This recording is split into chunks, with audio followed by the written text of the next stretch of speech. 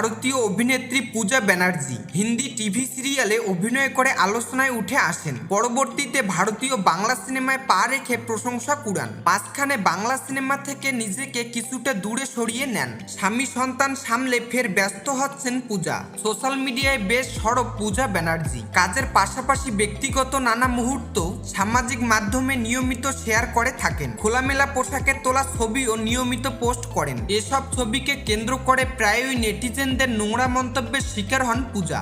একটি সংবাদ মাধ্যমে দেওয়া সাক্ষাৎকারে বিষয়টি নিয়ে নিজের মতামত জানিয়েছেন এই অভিনেত্রী। পূজা ব্যানার্জি বলেন, আমাদের আগামী যে প্রজন্ম আসছে আমার মনে হয় তারা খুব খোলা মনের হবে। আমি খুবই আশাবাদী।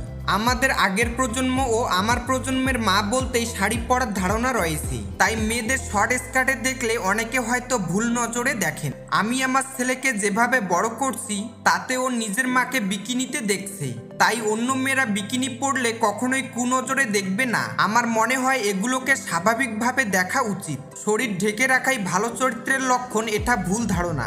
অভিনয় শিল্পীদের চরিত্রের প্রয়োজনে অনেক ধরনের পোশাক পরতে হয়।